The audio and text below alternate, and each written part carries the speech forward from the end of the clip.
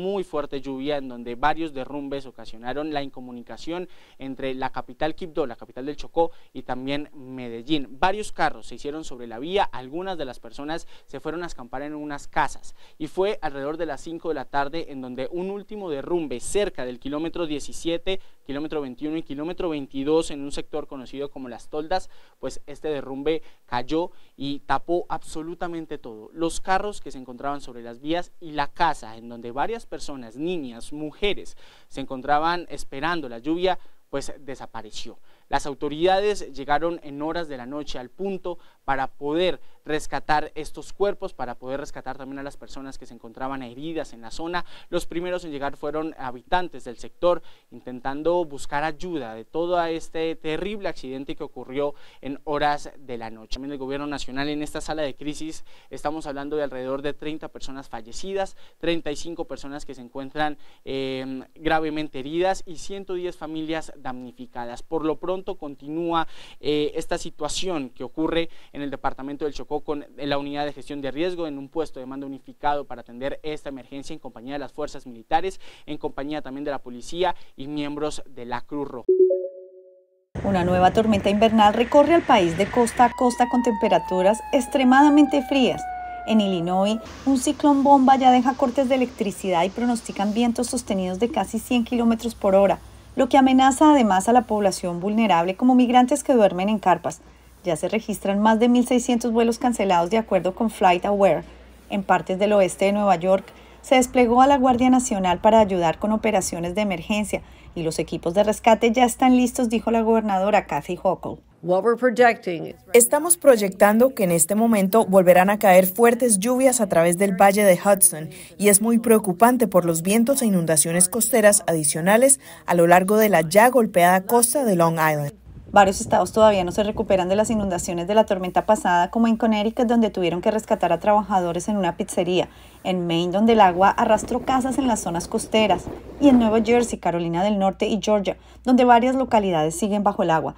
En Iowa, la nieve y bajas temperaturas amenazan el caucus republicano de este lunes.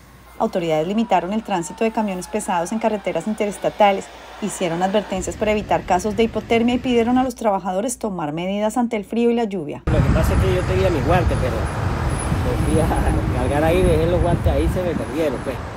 Pero sí, está fuerte el frío. El Servicio Nacional de Meteorología emitió varias alertas ante el mal clima. Desde Nueva York, Ángela González de La Voz de América para Telearuba. Como cada 4 años, miles de residentes del estado de Iowa enfrentarán las gélidas temperaturas del invierno estadounidense para asistir en la noche de hoy lunes a unas tradicionales asambleas partidistas, o mejor conocidas como caucus, que datan del siglo XVIII y en la actualidad son vistas aún como el inicio del año electoral en Estados Unidos. Con pronósticos de hasta 29 grados Celsius bajo cero, esta se perfila como una de las noches de votaciones más frías en la historia de Iowa. Esto podría congelar también los ánimos de los habitantes de ese territorio del medio oeste estadounidense, cuya asistencia es vital en un proceso casi exclusivamente presencial. Para los aspirantes a la nominación republicana, estos caucus serán cruciales. Por ejemplo, el expresidente Donald Trump, líder en la intención de voto en su partido, según las encuestas, y sus dos más cercanos competidores, el actual gobernador de Florida, Ron DeSantis, y la ex embajadora ante las Naciones Unidas, Nikki Haley, han hecho campaña en el terreno por meses. Sus llamados a la participación se han redoblado en los últimos días.